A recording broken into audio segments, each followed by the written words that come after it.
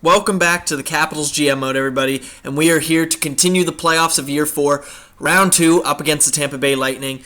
You guys in the comments section of the last video were telling me some topics I could talk about while we actually, do the round, while we do the simulation.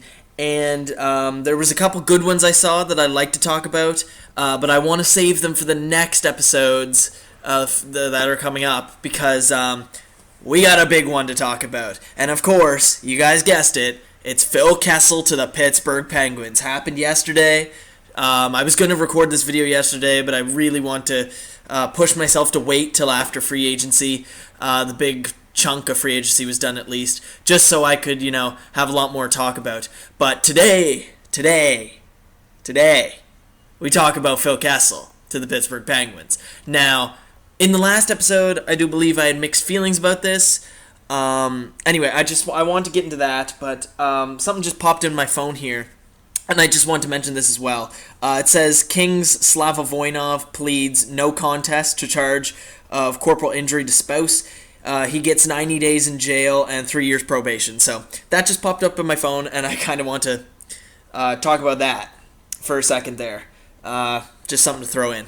So anyway, the main topic of this episode, I don't know why I clicked on rules again. I just did this, whatever. I wasn't really paying attention. But anyway, main topic of conversation is going to be Kessel to the Penguins. And like I just said, I had mixed feelings about this before. But now that it's all said and done, we got to talk about it. We really do. So I'll get into it more when we do the simulation. I'll just show the lines right now. I'll talk about that. Focus on GM mode. Then when we're actually simming, I'll get into my feelings about the trade because I did have mixed emotions a couple days ago. So, of course, you guys know we got Ovechkin, Backstrom, and Verana, Burakovsky, Eichel, and Palat, Glenncross, Sutter, and Marner, Wilson, Beagle, and Brouwer. On defense, you guys know we're going with the same thing. Alsner, Carlson, Green, and Niskanen, and Stone, and Moore. Hope he's in the net, of course. Nothing new. Taking the long way to get to Tampa. So, the Tampa Bay Lightning, we know they have Bishop in the net and Vasilevsky. No surprise there. It is only year 4. So they got Kucherov, Stamkos, and Drouin. Really good first line right there. 3 snipers. Then Brown, Filppula, and Callahan. Brown, he's not that good there. Filppula's fine, and Callahan is fine, I guess. Killorn, Boyle, and Gagliardi gets a pretty good third line. And then Ernie Nemestikov. Is that how you pronounce that? Nemestikov. Yeah, we'll go with that. And Aston. Aston or Ashton? I like Aston, but it's Ashton. So they've got pretty good depth on this team. A couple 83s on the third line, especially Killorn and Boyle. Good players. Whatever you call it. Nemesnikov. That's a word I don't want to ever say again. He's pretty good. They got some center depth, but they're definitely led by Kucherov, Drouin, and Stamkos, that top line. On defense, they got Hedman and Carl. Pretty good 1-2 right there, especially Hedman. He kind of makes up for Carl only being an 85. Coburn and Garrison, 84-83. That's decent, I suppose. And then Suster and Dotchin, I guess that's his name. That just rounds out the top 6. That's pretty normal top 6 right there, just 280 to 81 overalls. Sometimes you have 82 down there as well. So, with that said, I think we can beat these guys. They do have a better record than us. We came back against Toronto, right?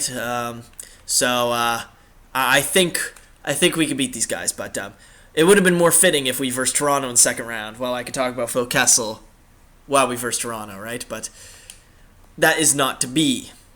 So, here we go. Game 1 in Tampa Bay. Second round of the Year 4 playoffs.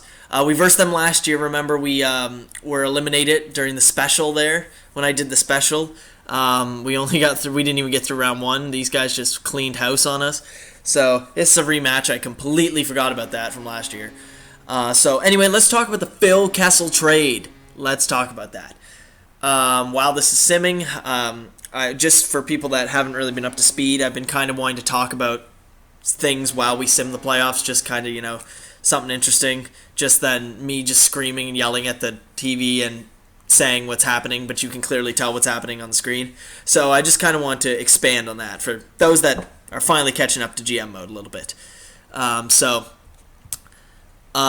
Kessel went to the Penguins, along with Biggs and Eriksson and a 2016 second for Spalling, Kapanen, Harrington, 2016 first and third, and the Leafs kept $1,250,000 of his salary per year. They retained it, so 15%, right? So we lose game one here, though, 4-2.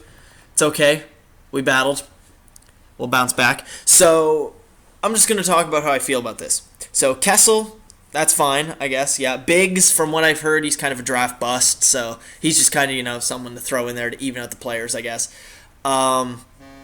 Eriksson, we've had him in GM mode before. He's been like 82, 83 overall. He's been decent, right? So maybe I know it's just GM mode, has nothing to do with reality, but still, maybe it's a sign that maybe he's a pretty half-decent player. 2016 second to Pittsburgh, that's pretty good. We got a second-round pick. That's something we didn't have because we traded away for Daniel Winnick, which was kind of dumb. And now Daniel Winnick's back in Toronto, so that's just kind of funny. But the Leafs got Spalling and Kapanen and Harrington, those three players. Now, I said, a couple of my friends are Leafs fans, and we were discussing this deal. And we both sides agreed that this is, by the way, we're slaughtering the Lightning right now. Both of us agreed, both sides, Penguins fans and Toronto fans, that, well, at least for our group of friends, agreed that it was a pretty even deal for both sides. It was an even deal, Toronto's building for the future. Pittsburgh needs to win now, because you're never going to have a Crosby and Malkin type 1-2 punch down the middle again. Pittsburgh will probably never have that, right? So this was a good deal for both sides. But as I began to think more and more, and I know it's going to sound biased, I think Pittsburgh won the trade more. And hear me out. You got to hear me out here, though. You really do. Oh, yeah, and I forgot. Palat's playing his old team here. Just forgot about that, too. But a lot of interesting storylines in this series, then. But anyway, back to the Kessel thing. You got to hear me out for this. Why I think the Penguins won the trade and not the Maple Leafs. I know it's biased, but you got to hear me out. Kessel's an established NHL player. Pittsburgh wants to win now. Okay? They want to win now. Like I said, they will never have a Crosby and Malkin down the middle. They get a second-round pick. Pretty good right there as well. They trade away Spalling, who was getting $2.2 million to play on the fourth line or third line. He really wasn't worth it. He was nowhere near as good as what Brandon Sutter is, right? Harrington, kind of a Pittsburgh draft bust. He wasn't really becoming anything, in my opinion. Kapanen, good pick. First-round pick, right? But he's not established. This is my main argument. He's not established, which means he could only become a third-liner. He could only become, like, a second-liner. He might not be a top player on your team, you know what I mean? He is not an established player yet. So, and the 2016 first and third Toronto got, those picks could be busts, right? So Toronto basically took a gamble. They got rid of Kessel, an established player now in the league, for players and picks that might not turn out to be what they want them to be, right? So it's a gamble. So that's why I think Pittsburgh won the trade in this sense, because they gave up a gamble for someone that's already established. And you could say, oh, well, Kessel's a gamble on Pittsburgh, but he's really not, because he's going to be playing with Crosby or Malkin. He will be a 35 to 45 goal scorer this year. He will be able to get to 80 points. He is in no way a risk. I really believe he's not a risk. So that's why I think, even though it's very even, it's very close, I feel like the Pittsburgh Penguins won the trade by a slight edge, just because they didn't give up anything established, right? They gave up the future. That might not even be the future. You know what I mean? Like, they gave up players and picks that might not even work out for them, might not even work out for Toronto, right? So that's just why I feel Pittsburgh got the slight edge, just because they got the established player. But you never know. Obviously, we'll see in the future. Maybe I'm wrong. The Maple Leafs will have the better trade, because Harrington could develop into something. Kapanen could develop into something based on the Leafs' system, the way they played, instead of the Pittsburgh Penguins system. Maybe they'll be better than they could have ever been in the Penguins system. You'll just never know until the future. Right now, I just feel Pittsburgh has that slight edge in the trade, simply because they got the established player. So we're in Game 5 here. Series is tied at 2. We're looking pretty good here. And I also like how the Leafs retained that 15% salary. That is just an even better, that is just amazing. Like, he went from an $8 million cap hit to a 6.75, right? So thank you for that too, Leafs. Just saying. Thank you. So Crosby finally has his winger, and he's going to be playing with Hornqvist. The lines are looking good. Let's talk about next year. I mean, what do we got here? We got fucking who do we got? We got Crosby, Hornqvist, and Kessel. We got Malkin, Plotnikov, I think his name is. They signed from the KHL. And Perron. Then you got Kunitz and Sutter and Dupuis on the third line. That's pretty good. Then on the fourth line, Bo Bennett and other players. I can't even think right now who would play on that fourth line. I really can't think of that. But on defense, that's where it gets a little but you got Mata, you got Letang, you got Gaderi, sadly, Pouliot, Cole, and Dumoulin. And then Fleury, of course. And you need the backup goalie, which will probably be Zakov. So you're looking all right. It's looking all right for next year. It looks like Pittsburgh will be fine. I think Pittsburgh will finally have the depth they've needed for a couple years. Maybe not. And the defense, they'll evolve. All right, they will do better. So that's my rant for this episode. We are down 3-2. Let's focus on GMO for the rest of this. My next topic most likely will be someone was told me to do Jack Eichel versus Connor McDavid, who will do better in their rookie year, you know what I mean? So I want to have a debate on that. So we'll talk about that in the next episode. That's just my opinion on the Kessel thing. Let me know what you guys think. Did the Penguins win the trade? Did the Maple Leafs? Is it even? Did someone win right now and someone win in the future? Because Toronto might have won the future. Pittsburgh might have won now. Toronto might have won now. Pittsburgh might have won in the future for all you know, right? So, so we got to win this game to force Game 7. So let's get her going here. Let's just watch this, see how it pans out. That was my rant on the trade. Pittsburgh didn't do much else yesterday, did they? I mean, they let go of Martin and Ehrhoff, but they want too much. So that's how we afford it, Kessel. All those people that are saying, the Penguins, how do they afford all this? They don't have the cap room. It's like, well, we got rid of Martin, who wanted $5.5 million, and Ehrhoff got paid $4 million. So there's $9.5 right there. So, that's how we afford him. We're looking pretty good here. Looks like we're going to go to a Game 7. We're dominating the Lightning like we did in Game 2. Very much so dominant. I guess I could also talk about the future of the channel, what I have planned. I was thinking about this today while driving home from the mall. I was thinking about, what would be good for the channel. So I have 4 things on my mind, which are going to take place over the summer.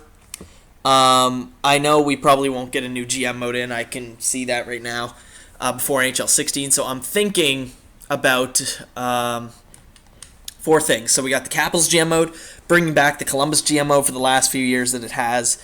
I know it's been a few months now. I'll live the life, which will be pretty easy since you can sim to next shift and shit like that. Probably be in the CHL though, just saying, because it's shorter season. There's only 68 games in the Q rather than 82. So we'll probably go in the Q. Probably play on the Mooseheads or another Q team, right? I'm not sure if I want to do that not go into the NHL. I could play as an NHL player. You never know, right?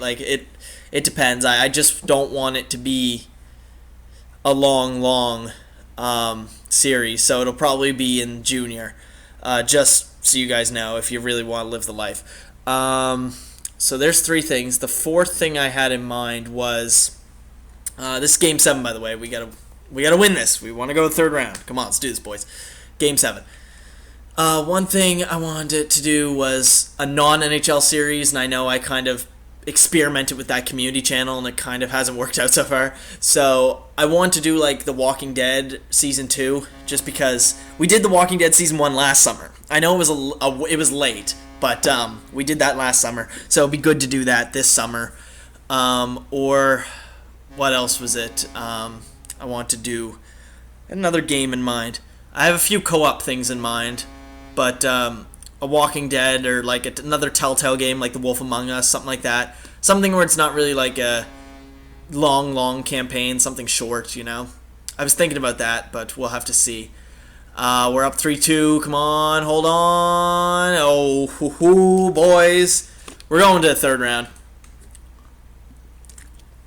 They made it interesting, I'll give them that. They definitely made it interesting. So we're going to the third round. Who are we up against?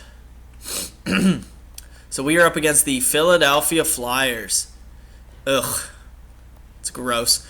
And they actually had a really good record. So we're up against them to go to the Stanley Cup Finals. Let's take a look at the stats. Player stats of the playoffs. Let's go to NHL.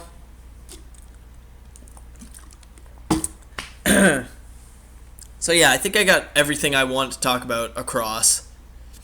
Went to 2 consecutive Game 7s here. Ovechkin, 16 points. Holy shit. Eichel's up there with 11. Palat, 11. Backstrom, 9. Marner, 8. Burakovsky.